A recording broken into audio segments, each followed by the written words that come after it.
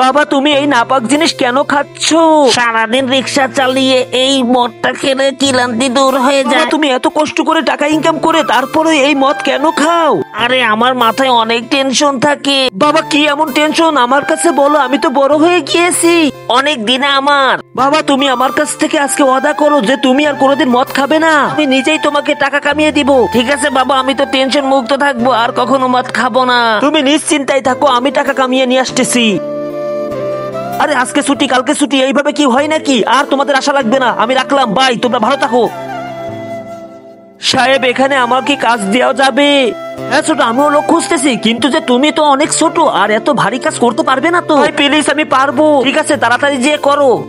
আরে ভাই তাড়াতাড়ি হাত চালাও। আল্লাহুম্মা রাহমাতাকা আরজু ফালা তাকিলনি ইলা নাফসি তারফাত আইনি।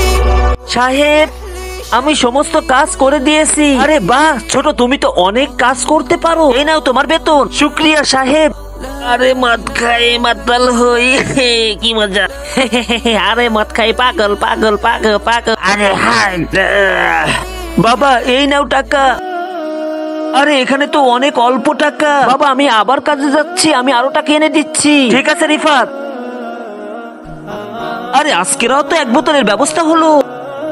বড় ভাইয়া আমাকে একটা কাজ দেন প্লিজ। আরে শাওন ভাই এই দামি সাইকেলটা কত?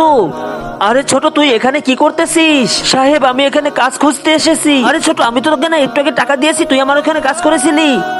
টাকার এত কি দরকার যে তুই এখানেও কাজ করতে চলে এসেছিস? তাহলে শোনেন, আরে আমি অনেক দিন আই বেঁধে গিয়েছি, টাকা লাগবে অনেক। আব্বু আমি টাকা কামিয়ে তোমাকে দিব। আরে আব্বু, আব্বু বাচ্চাটাকে ঠিক কাজ করেছে? যদি ঠিক কাজ করে থাকে তাহলে চ্যানেলটি সাবস্ক্রাইব করে কমেন্ট করে জানাও।